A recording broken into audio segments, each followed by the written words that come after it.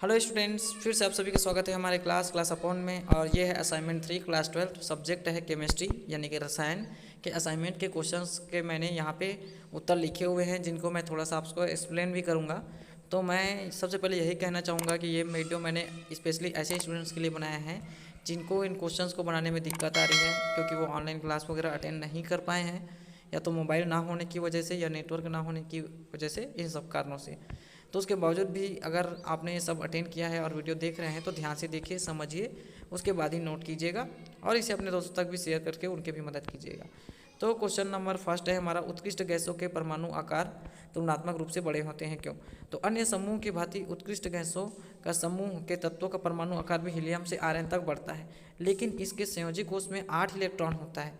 इस कारण तत्वों का आकार समूह 17 के हिसाब से थोड़ा ज़्यादा बढ़ता है, इस वजह से तुलनात्मक रूप से बड़े होते हैं। जैसे कि यहाँ पे इलेक्ट्रॉनिक विन्यास में दिया गया है, देखो अंतिम उपकोष में 8 इलेक्ट्रॉन है।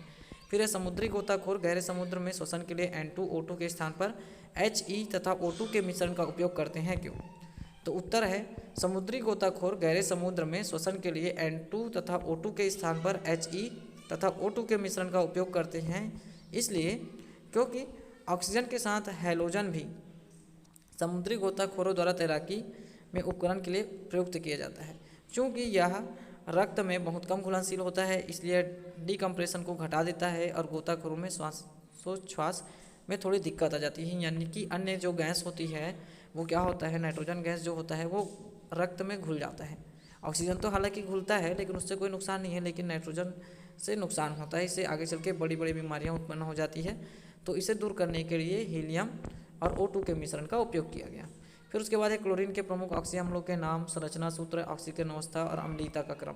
तो ये देखिए यहाँ पे मैंने पूरा अनुसूत्र, संरचना सूत्र वगैरह पूरा बता दिया है, इसको आप ध्यान से पॉज करके नोट कर लीजिएगा इस तरीके से।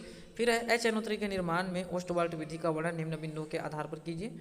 फिर है सिद्धांत व रासायनिक समीकरण और निम्नांकित चित्र। तो ओस्टवाल्ट विधि का हम लोग सिद्धांत और रासायनिक समीकरण के बारे में बताने चाह रहे हैं। तो यहाँ पे देखिए, नाइट्रिक अम्ल बड़े स्तर पर अमोनिया की उत्प्रेरकी या ऑक्सीकरण के द्वारा बनाया जाता है। इस विधि में प्रयुक्त संयंत्र प्रक्रियाएं निम्नलिखित है, जैसे कि परिवर्तक।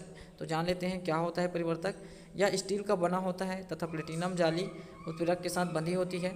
अमोनिया को हैबर विधि से प्राप्त व धूल मुक्त वायु का मिश्रण 1:10 के अनुपात में हम लोग आयतन के अनुसार परिवर्तक की पेंदी में प्रवेश कराते हैं। लगभग 1100 केल्विन टेम्परेचर पर हम विद्युत रूप से इसे गर्म करते हैं तो अमोनिया नाइट्रिक ऑक्साइड में परिवर्तित हो जाता है, यानी कि NO2 बना लेता है, ऑक्सीकरण हो जाता है उसका, ठीक है, इस तरीके से। और चूंकि ऊर्जा मुक्त हो रही है तो ये ऊष्माक्षेपी अभिक्रिया है, तो अभिक्रिया में आगे हमको ऊष्मा को उस लेवल में बना के रखने की ज़रूरत नहीं है, क्योंकि ऊर्जा मुक्त होती है तो वो नियमित ताप को बनाए रखती है और इसलिए आगे गर्म करने की आवश्यकता नहीं होती है। यहाँ पे देखिए चित्र को इस तरीके से बताया गया है। यहाँ पे देखिए प्लेटिनम की जाली लगी हुई है, ऑक्सीकरण कक्ष है, फिर अवशोषक कक्ष है। यहीं पे क्या होता है, यहाँ पे प्लेटिनम की जो जाली है ये परिवर्तक होता है। तो परिवर्तक से होते हुए ये क्या होता है, NH3 का नाइट्रोजन NO में ऑक्सीकरण होता है, फिर ये NO से NO2 बना लेता है, यहाँ से देखिए। फिर है अवशोषक स्तंभ पर NO2 H2O के साथ अभिक्रिया करके HNO3 बना लेता है, इस तरीके से। देखिए शीतलक पाइप, परिवर्तक से मिलने वाली गैस अत्यधिक गर्म होती है, इसलिए इसे शीतलक पाइप से थोड़ा ठंडा कर लेते हैं हम।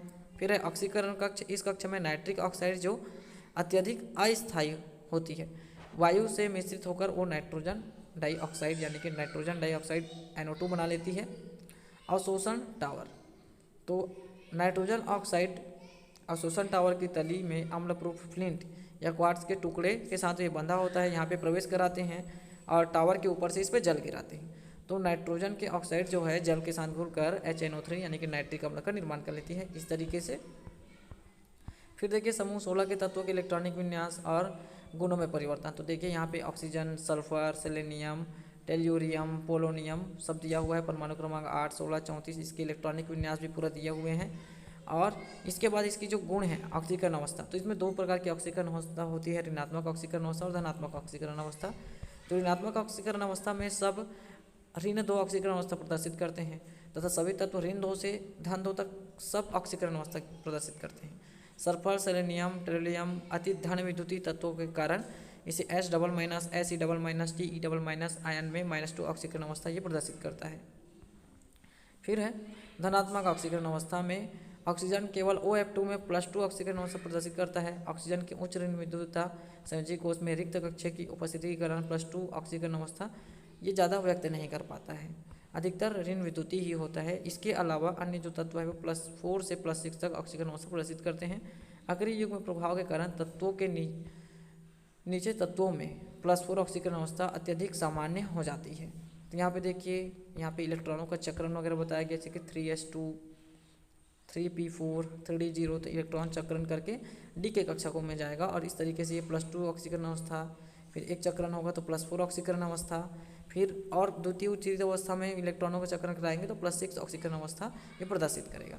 फिर है hydride H2O H2S H2SE H2TE ये सब और इनके गुण वगैरह ये सब यहाँ पे लिखे हुए हैं, इसको नोट कर लीजिएगा। फिर है क्लोरीन की अमोनिया के साथ अभिक्रिया। तो क्लोरीन अमोनिया के साथ 2 प्रकार की अभिक्रिया करता है। ये क्लोरीन अमोनिया के आधिक्य में बना लेता है NH4Cl यानी कि अमोनियम क्लोराइड, और क्लोरीन के आधिक्य में बनाता है NCl3 नाइट्रोजन ट्राई क्लोराइड।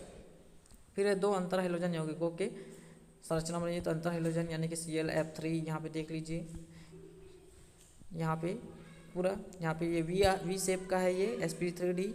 भले ये अपना ज्योमेट्री बताता है हाइब्रिडाइजेशन sp3d होता है, लेकिन इसी जो शेप जो है इसका वी शेप होता है, वी आकार का होता है। यहाँ पे देखिए 2 प्रकार को बस लिखा है मैंने, क्योंकि 2 ही पूछे गए हैं इस तरीके से। तो आई होप स्टूडेंट्स आपको ये वीडियो अच्छा लगा होगा। वीडियो अच्छा लगे तो चैनल को सब्सक्राइब कीजिए।